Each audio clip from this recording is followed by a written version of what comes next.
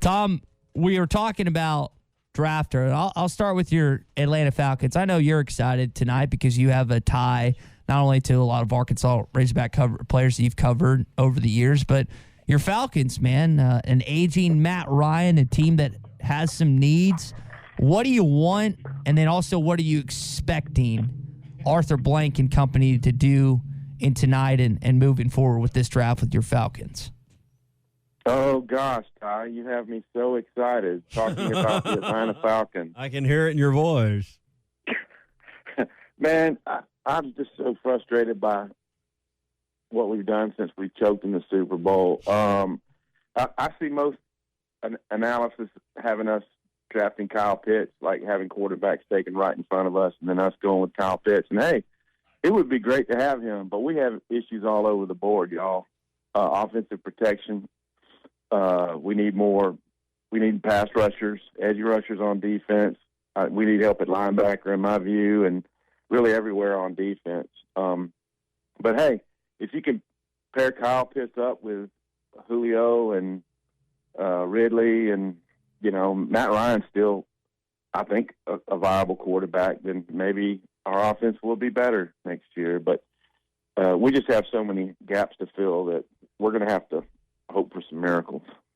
I think a lot of people are going to be heavily invested in tonight's draft, and we'll get to some more conversation coming up about that. Tom, we were discussing a little bit earlier, the one-time transfer rule as of yesterday has gone into effect. In the long run, is this going to be a benefit or deterrent for college sports? Oh, gosh. It's a benefit for the athlete, but I think we have enough empirical evidence in all these sports to know that there's going to be guys who are going to be stars on teams. Mike Woods, who, and I know he's transferring as a grad student, but who just pulls some shocking moves because the grass looks greener somewhere else, or their buddy signed with this other team. And I think it's going to be frustrating for fans, but the last, 6-8 years, the NCAA has really done a lot to make the student-athlete experience better, and that includes that cost of admission deal that improve their monthly whatever they get, the full cost of attendance. Stipend money they get. Yeah. And this is just another example of doing things that will benefit athletes. It's just going to be frustrating for fans who see some of their star players leave their teams.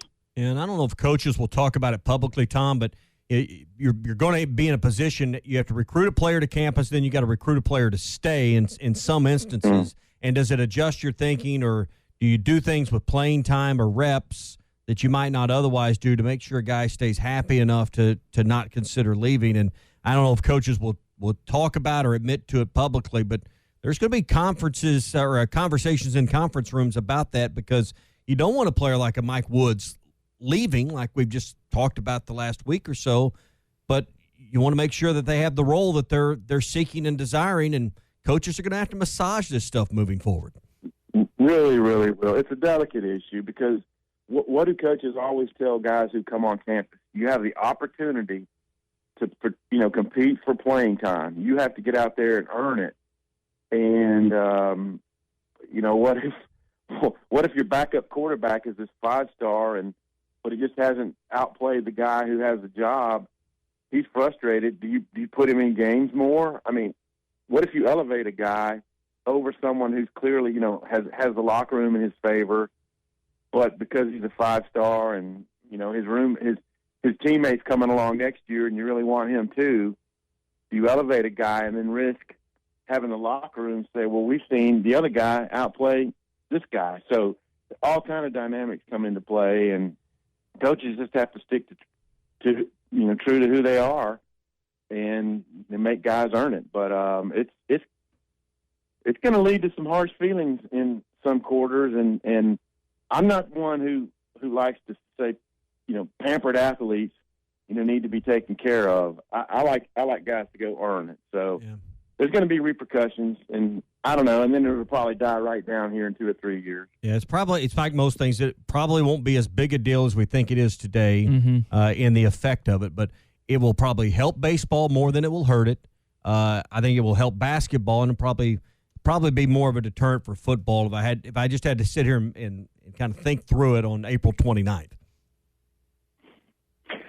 Yeah, I mean, and then there's going to be, what do they call them, repercussions or unintended consequences, collateral damage that we aren't aware about. But I do think, in 2 or 3 years from now, it'll just be, okay, well, he's had his one transfer. Now he'll have to sit out if he leaves again. Yeah. All right, so we kind of started with some draft conversation, your Falcons. Let's talk about the Razorback angles in the draft. There's probably not any that we're going to be discussing after tonight going into tomorrow, but maybe by the end of the weekend, there's 3 that are on the board when you look at Jonathan Marshall, Felipe Franks, and Rakeem Boyd.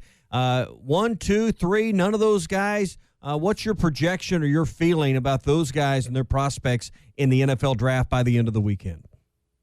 Well, I'd like to see all 3 of them picked up. I mean, Felipe, I wrote a pretty big piece on him today, and although the analysts are pretty much in unison that after that first wave of guys goes by, and then you have this next wave with Kellen Mond in it and a few other guys, that Felipe's in the next tier, which is going to be right at the back end of the draft.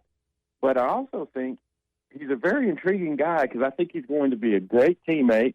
I think he's going to learn. I mean, he showed at Arkansas that he could pick up a system in 1 year and go out and execute it at a level that was school record breaking at 68.5%. And his downfield touch, there's something to be said for having a potential pro career with, I think it was called buttery by one of the analysts, buttery downfield touch. I actually like his downfield better than his short. You think about some of the screen passes he was trying to throw to Traylon Smith and some other guys, and a lot of those got blown up. The LSU one in particular was a big screenplay that just didn't make. So I think he's a fascinating prospect, and I think some teams are going to enjoy having him as a project guy who could provide you some value. And what a great kid, too. Tom Murphy with us here on the Morning Rush. Tom, we got the announcement from the SEC office yesterday. SEC Media Days coming up starting July 19th. Sam Pittman in Arkansas.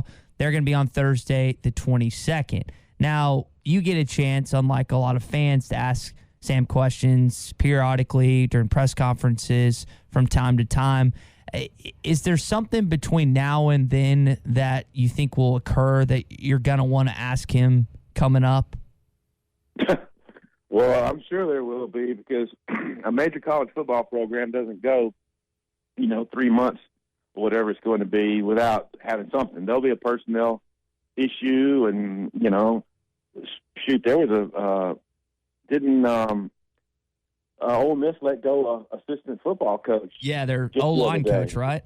Oh, yeah. So it can happen. I'm not saying it will at Arkansas, but there will be something. There will be a personnel thing. Maybe they land somebody in the portal.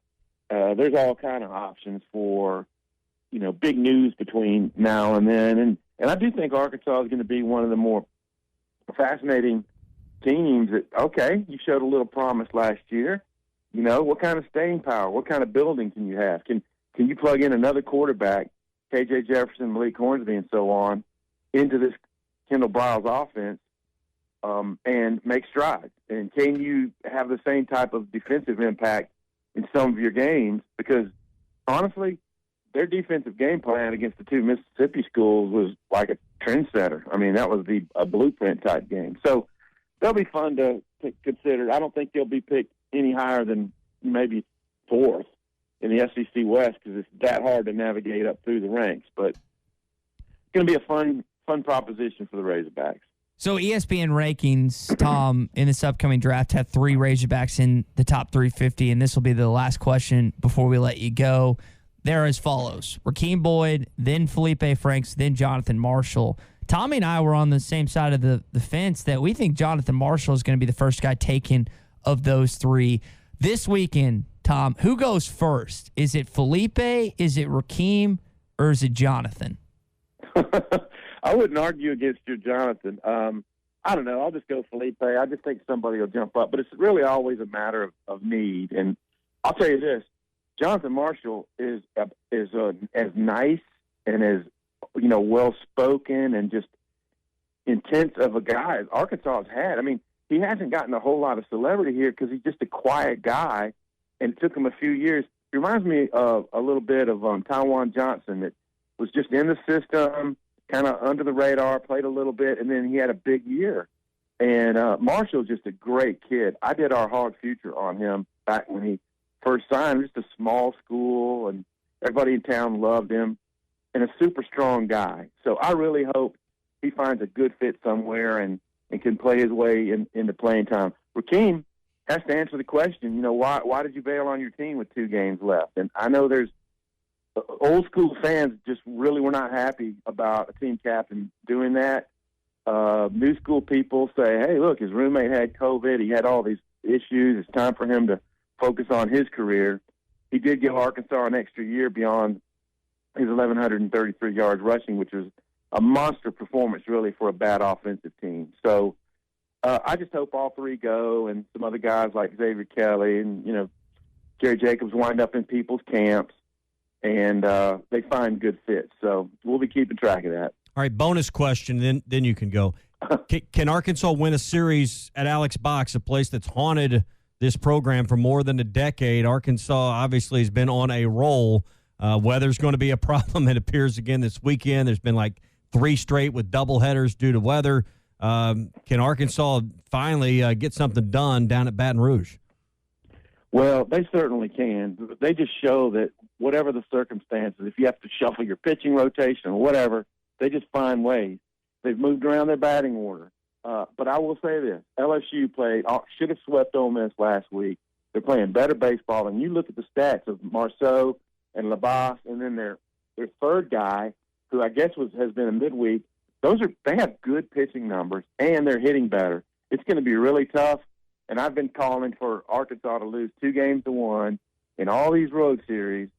So I'll flip it and say they'll win 2-1, but, that probably means the opposite. But they certainly have the ability and capability to go down there and win the series. I guess I should ask, should they? Because obviously they're capable at number 1 in the country, but that has been a place that has been a monkey on their back for sure. Or I should say really a possum on their back is what I should say. So yeah, their numbers really lopsided in this LSU series, and then they faced them in the postseason a lot of times and had a chance to win their first SEC tournament championship, and LSU's there to spoil it every time, it seems like. All right, Tom, enjoy the weekend, enjoy the draft and the baseball, and we'll talk next week. Outstanding. See y'all then.